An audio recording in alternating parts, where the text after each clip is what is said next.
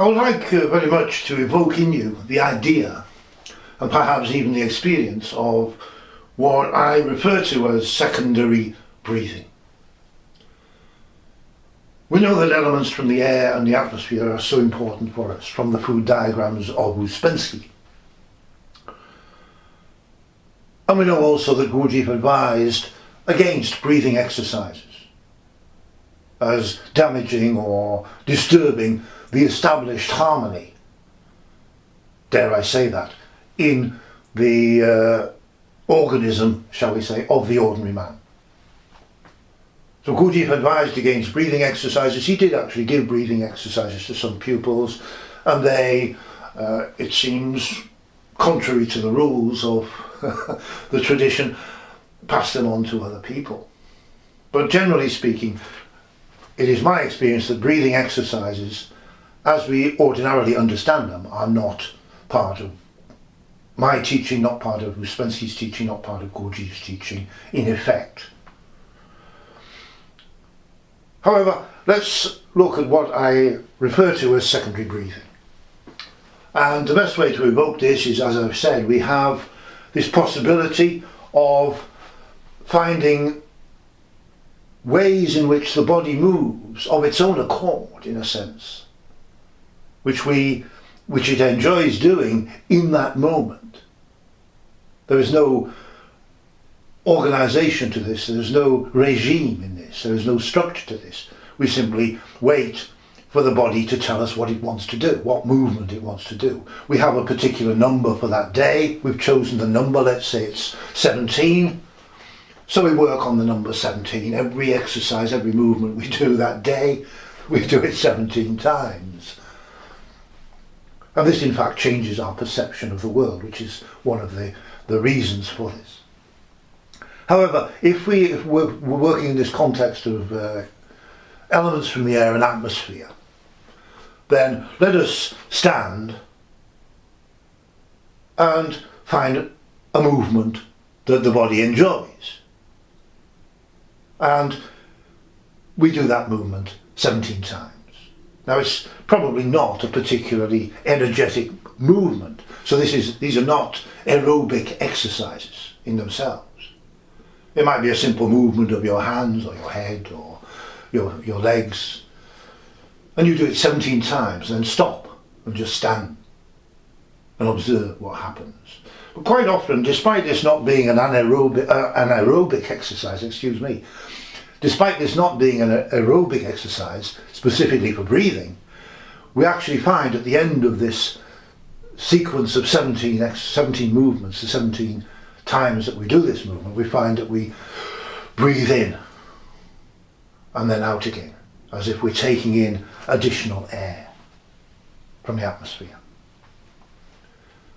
Now this is ordinary breathing, but if we observe, if we are conscious of the body as far as we are able, conscious of ourselves as far as we are able, then we find that there is a secondary process that goes on.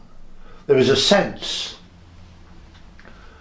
that there is a more subtle process after this taking in of air from the atmosphere that is akin to breathing, but at a very subtle level, a secondary process that takes place in different places in the body, where there is an impression that something is being taken in or something is being exhaled at a very subtle level without actually our lungs taking in air or giving out air. So it is a secondary process of breathing. I like to think of it as the lungs are taking in air, elements from the air and atmosphere, and then they are distributed around the body by a secondary process of breathing, which is akin to breathing, even though it doesn't use the lungs. Now, Gurdjieff referred to the second blood of human beings, handbledzoin, which was the second blood.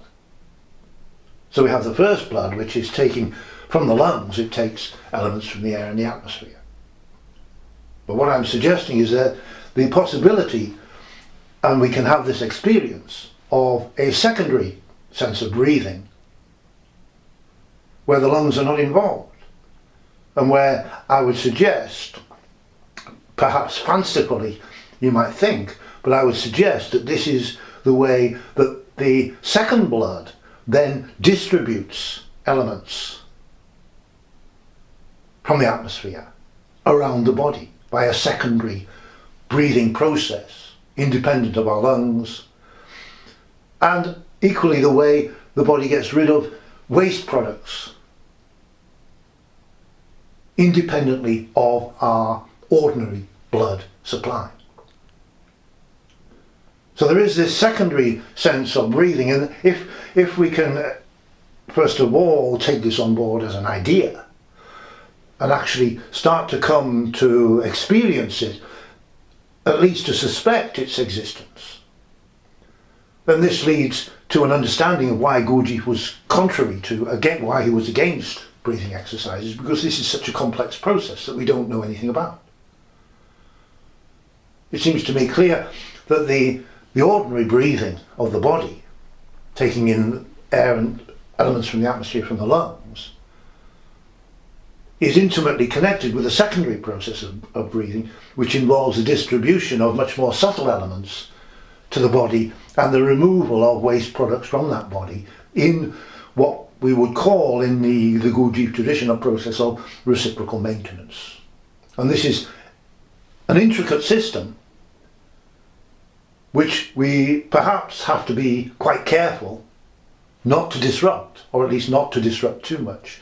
And if we do disrupt it, then allow it to return back by simply resting and not working, but let it return back to its original harmony in it.